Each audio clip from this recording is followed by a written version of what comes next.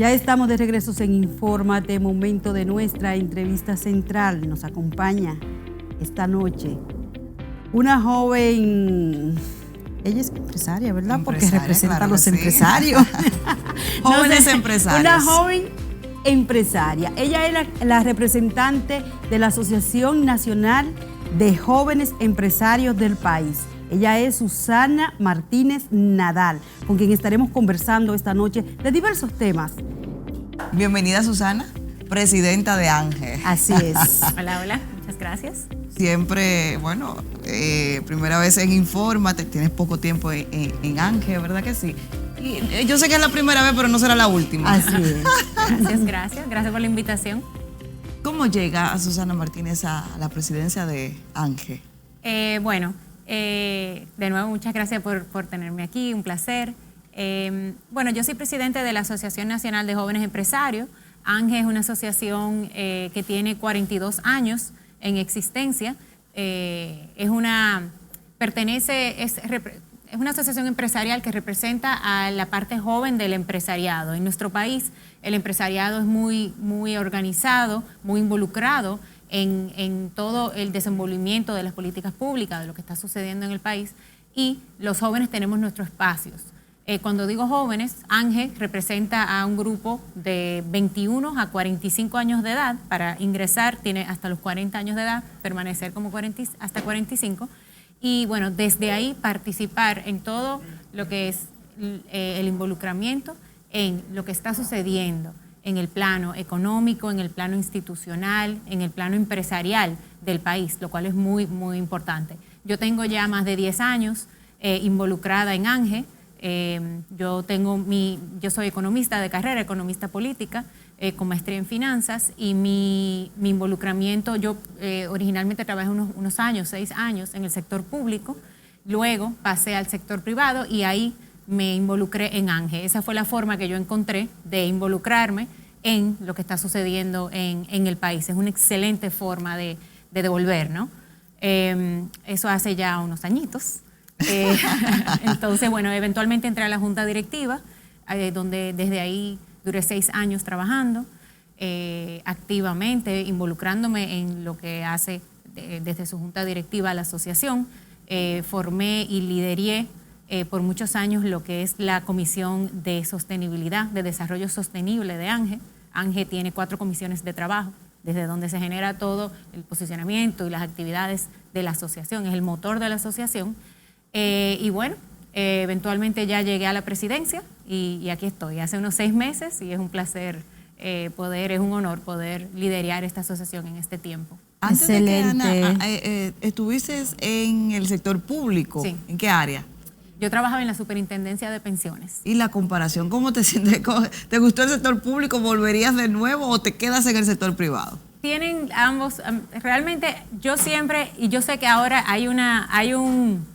en este momento hay un sentimiento muy grande por devolver al país y por participar. Y hay una gran incidencia de jóvenes involucrándose en todo lo que es la gestión de gobierno, y también desde la parte de gobierno central, y también en la parte legislativa, lo cual es buenísimo, es refrescante. Empoderamiento político. Es empoderamiento, es muy importante, es algo que refleja en el evento que estuvimos. Yo me impresioné la cantidad de jóvenes, mujeres involucradas en política en República Dominicana, electas, elegidas, sí. Lo cual eso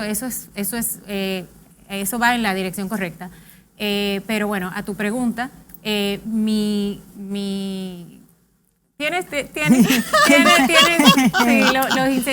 pero realmente desde sentimientos el sector, encontrados. Tiene sus buenas cosas. Yo soy economista, mi formación es muy hacia la formulación de políticas públicas, eso es lo que me apasiona, y tuve la oportunidad de hacerlo desde el sector público, desde el sector privado, aún trabajando en finanzas, en economía y demás, por medio de involucramiento en las asociaciones empresariales. He tenido esa oportunidad de incidir y de involucrarme y de poder tener algún tipo de rol en la formulación de políticas públicas, pero desde el otro lado, que es igual de válido. Excelente background, Susana, para hablar y para, como tú mismo dices, involucrarte en todo lo que tienes que ver, todo lo que está pasando en el país a nivel de políticas públicas. Un tema que está en el tapete, Susana, la situación de la educación en el país actualmente.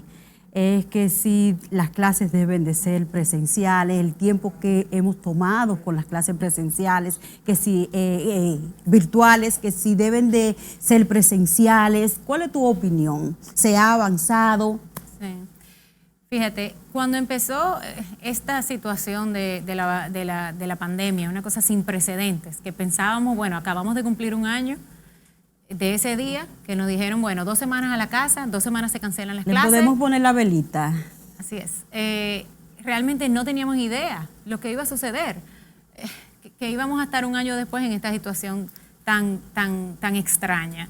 De modo que mirando hacia atrás uno puede ver las cosas completamente distintas que como la veía en ese momento.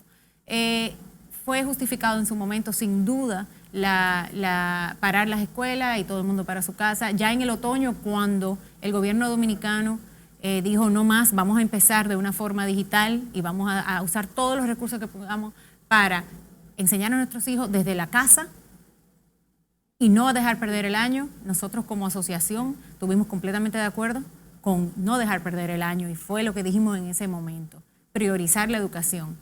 Sin embargo, ha pasado el tiempo.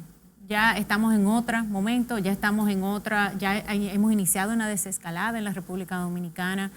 Nuestro gobierno ha sido muy agresivo con vacunas, buscando formas de poder ampliar el toque de queda y restringirlo cuando es necesario. Pero hay un approach a todo momento agresivo, un approach pro apertura. De modo que también hacia la educación debe ser de la misma forma. Es nuestra opinión y es mi opinión también. Claro, siempre dentro de los debidos protocolos y de la debida flexibilidad y la debida voluntariedad, ¿no? No debe ser obligado para nadie, pero el precio es demasiado alto. Necesitamos reinventarnos, ser resilientes como país y buscar la forma de que los niños puedan regresar a las aulas, aunque sea de una forma semipresencial, aunque sea un número de veces a la semana. Porque ya están, bueno, yo veía anoche en las noticias, en CNN, americanas, que había un programa que decía, la lucha para regresar a las escuelas. Señores, esto no nos está pasando solamente a nosotros. De modo que no debemos sentirnos que somos los únicos que estamos en esta disyuntiva tan grande. Es una disyuntiva para todos los países. Pero nosotros tenemos un alto costo que pagar, porque somos un país en vía de desarrollo. Sí. Los niños no pueden perderse otro año. No pueden perderse otro año. Susana, pero es que la gran incógnita es, ya el año casi está terminando. Entonces, iniciar ahora de forma presencial implicaría totalmente una logística diferente porque, por ejemplo, el año inició, en mi caso, de totalmente digital, vamos a decirlo, a distancia, en las casas. Pero entonces ahora el gobierno ha establecido, ha publicado un calendario de provincia donde podrían iniciar. Esto implica que los padres ahora se abocan a una logística diferente porque uno no se había preocupado por lo que es la adquisición de uniformes, de zapatos, de materiales a lo mejor para que los niños vayan, y ahora sí hay que hacerlo en medio de una situación económica que sabemos que no es la mejor para cada hogar. O sea, también hay que pensar en muchos factores, sí. Además de que todavía el plan de vacunación le falta mucho por avanzar. Ciertamente. Y que ya el año está terminando. Sí, claro, pero hay que empezar por algún lado. El ángulo de poder hacerlo de una forma flexible y de una forma donde lo permita. A todo momento, nosotros siempre estuvimos de acuerdo con la corriente de expertos, porque los expertos son los que han hablado, claro. ¿no? Nosotros nos educamos con lo que dicen los expertos, claro. Y apoyamos uno u otro, pero lo que hemos visto de expertos que dicen que debe ser según el mapa de contagios, ¿no? O sea, que no tiene que ser igual en todas partes del país, la apertura o cuando cerrar y de qué forma, claro, porque son situaciones distintas. Una escuela rural tiene menos riesgos, quizás puede ser escuela al aire libre, mientras que una escuela urbana no tiene esa facilidad. Una escuela urbana tiene más espacio, otras. O sea, hay muchas cuestiones a considerar, pero debemos. Y por eso empecé diciendo que hace un año veíamos las cosas muy distintas. Ya vemos que vamos para un segundo año. Debemos empezar, y es ciertamente, de cierta forma, lo que ha sucedido. O sea, ya hay cierta apertura para hacer una apertura, para considerarlo, porque tienen que empezar algunas, tienen que empezarse los protocolos, ahora ver también cómo momento que empiece es que se va a empezar a ver cómo se va desenvolviendo, qué funciona, qué no funciona, para poder realmente empezar el año que viene.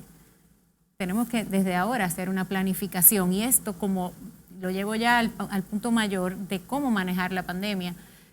Aquí no hay recetas, no hay una ruta, porque esto nunca había sucedido antes, por lo menos en la historia de las personas que están en el mundo, vivos ahora mismo.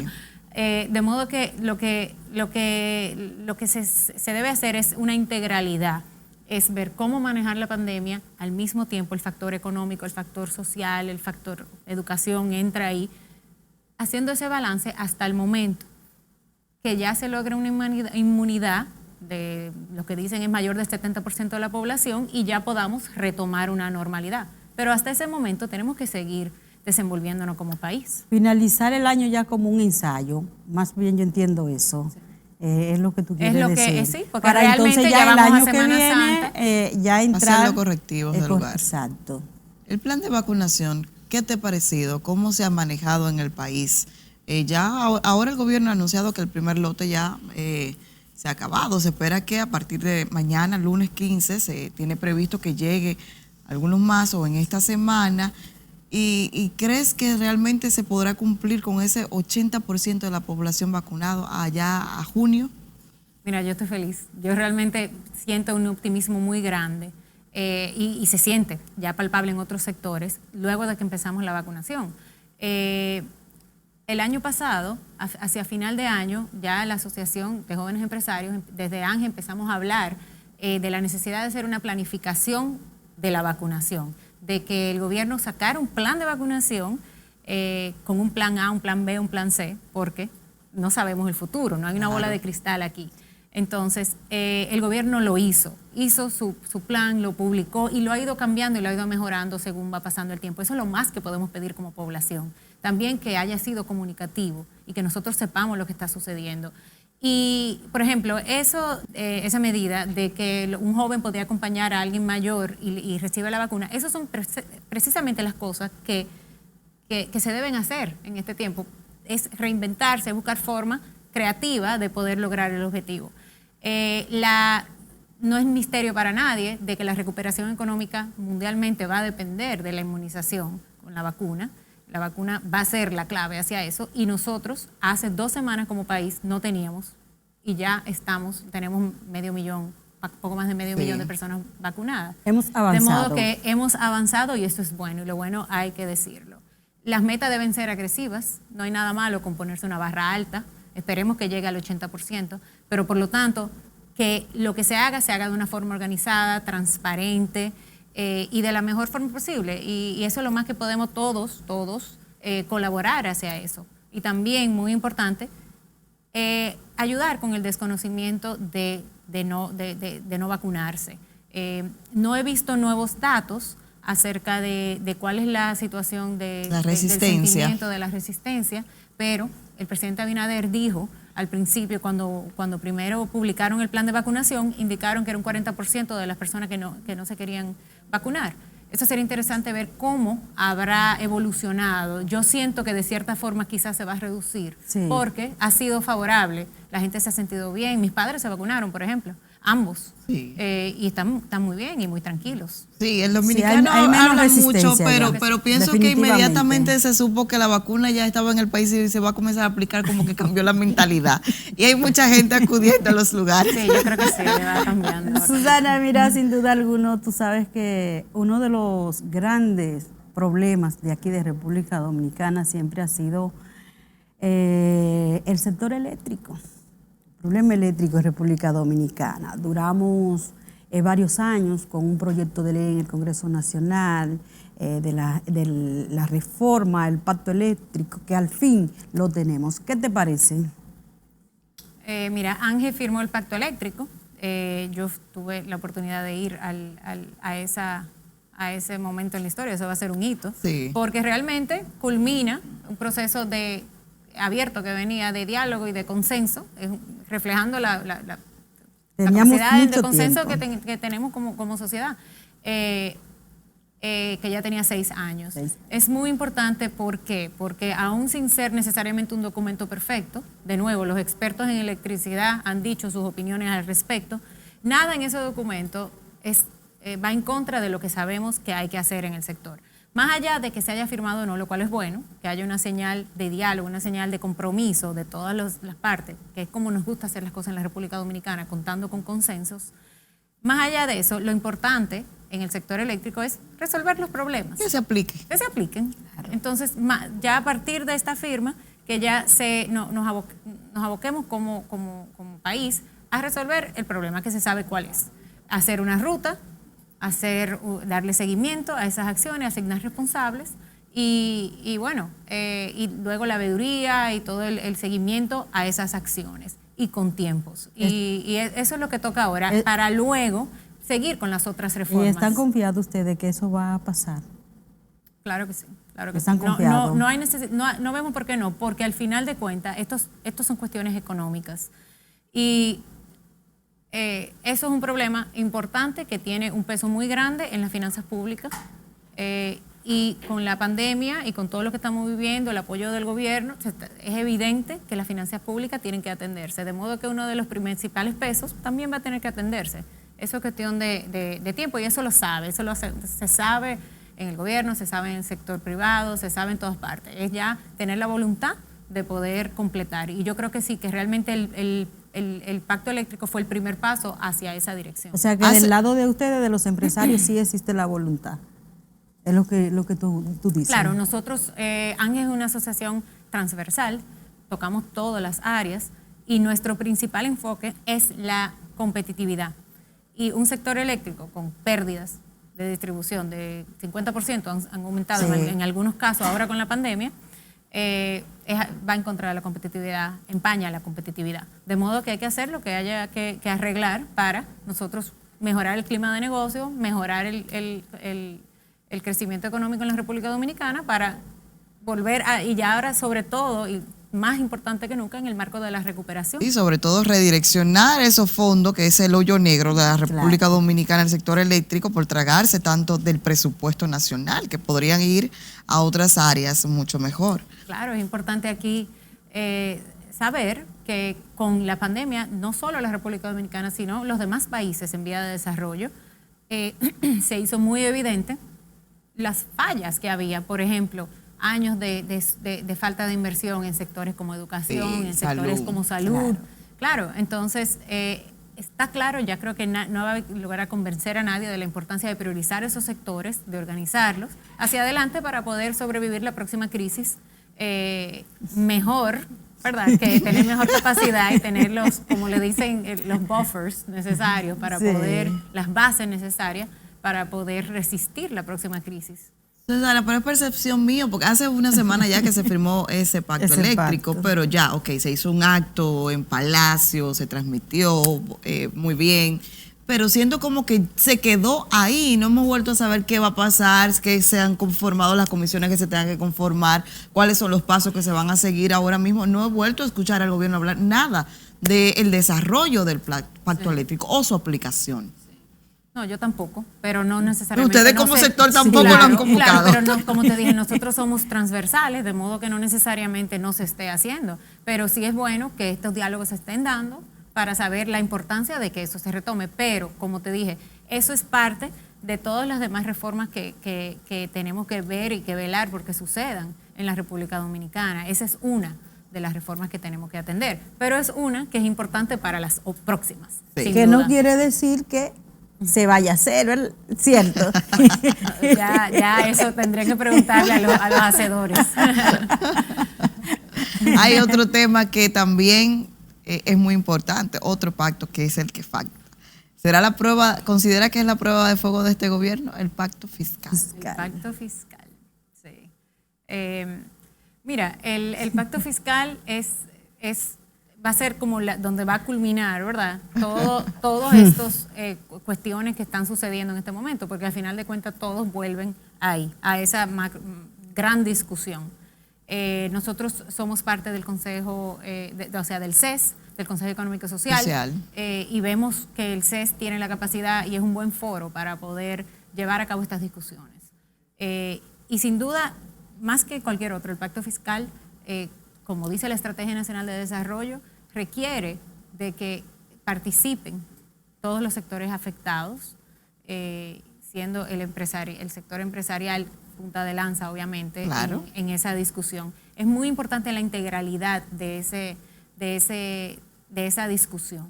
Y eso es lo que no queremos. No queremos como país, como sector, que se hagan parches, es decir, que solamente se suban impuestos, solamente se quiten exenciones o solamente se recorten gastos sin ver toda la película.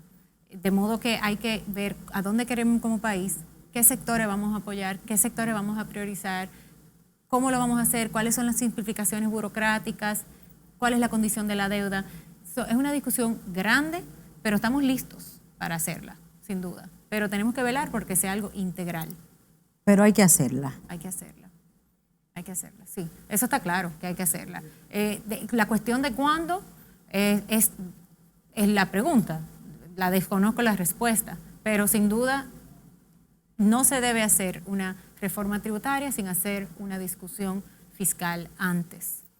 La reforma laboral, Susana, esa reforma laboral que tanto pide República Dominicana y que siempre le echan la culpa a ustedes, los empresarios, de que están opuestos, que están detrás de que eso no se aprueben, y si no se aprueba no se puede aplicar.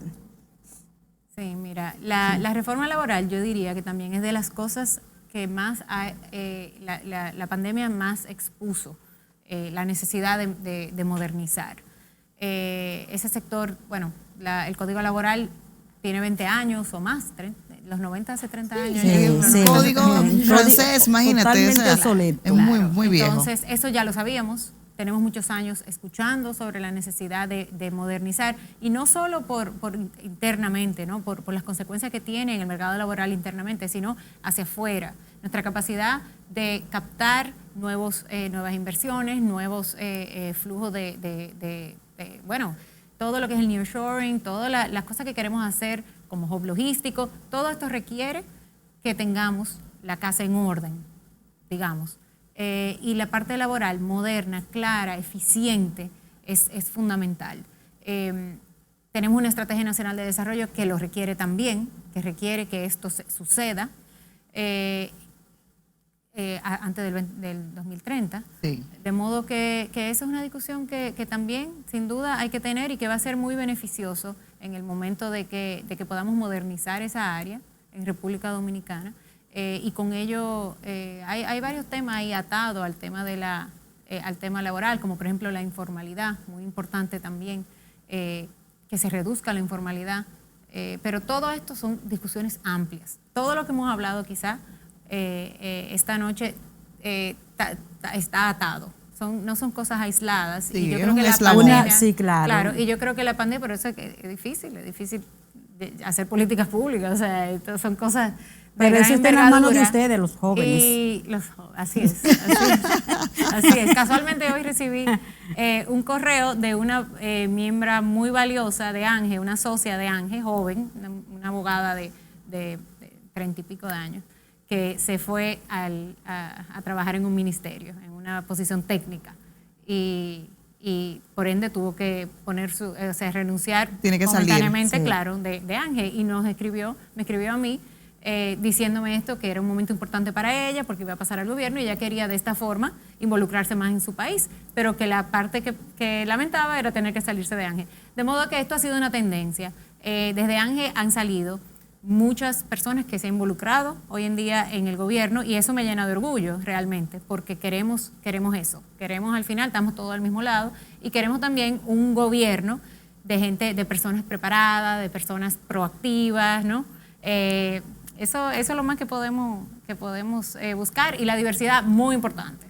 No podemos muy importante la diversidad. Aquí somos todos mujeres. Pero antes de yo sé que vas a hacer, bueno, está bien, hazle la pregunta para terminar con esto. Ya que ella habla tanto de ese, y es cierto, ese involucramiento de los jóvenes en el gobierno, del gobierno. ¿Qué te ha parecido a ti estos 7 meses de gobierno del Partido Revolucionario Moderno?